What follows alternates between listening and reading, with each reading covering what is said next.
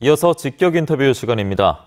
지리산 산악열차로 대표되는 알프스하동 프로젝트의 추진 여부를 두고 찬반 갈등이 여전합니다.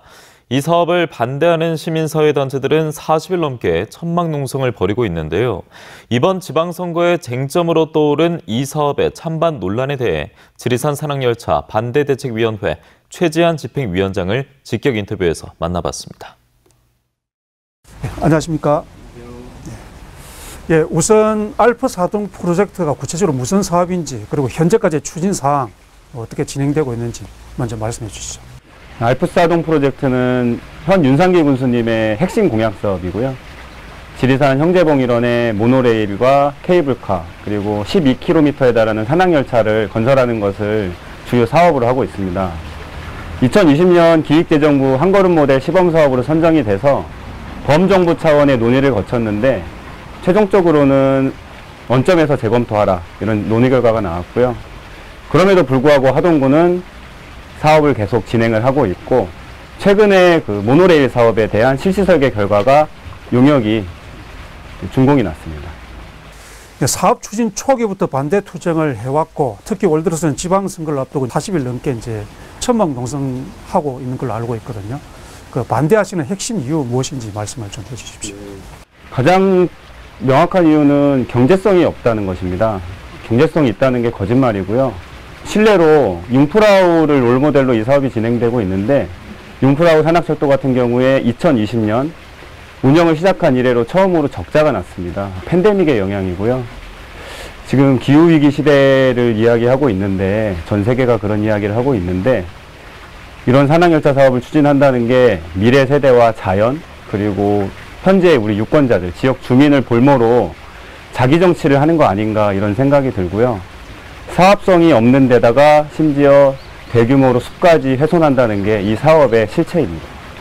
6일 지방선거를 앞두고 하동군수 출막 후보들이 이 사업을 어떻게 바라보는지도 관심사인데요.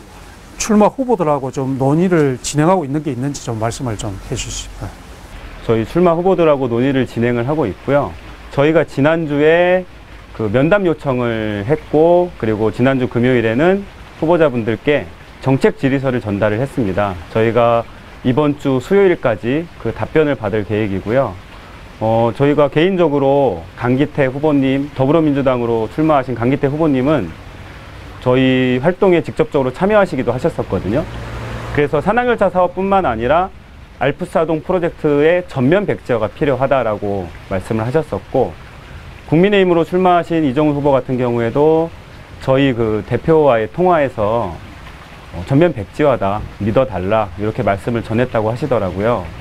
그리고 무소속으로 출마하신 하승철 후보 같은 경우에는 농성장을 직접 찾아주신 자리에서 산악열차 대책위의 생각과 다르지 않습니다.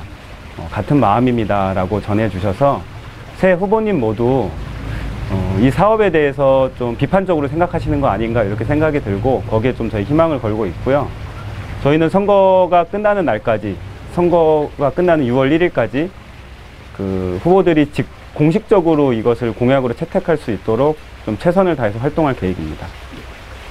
알프스하동 프로젝트는 지역 경제와 관광 활성화를 위해서 꼭 필요한 사업이다 이렇게 주장하는 목소리도 있거든요. 이 주장들에 대해서 어떤 입장이신지 좀 말씀해 주시죠.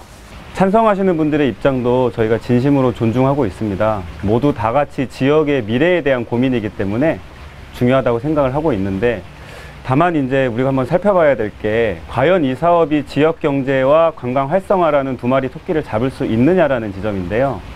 하동군에서는 매년 GRDP가 전국 최고 수준이다라고 발표를 하고 있습니다.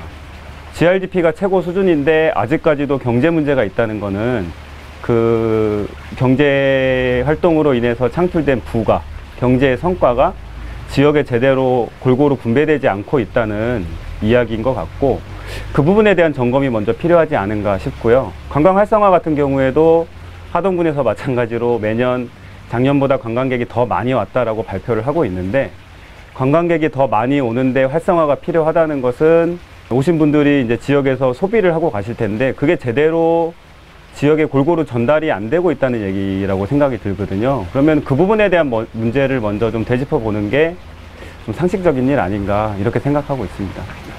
예, 지금까지 말씀 감사합니다. 네.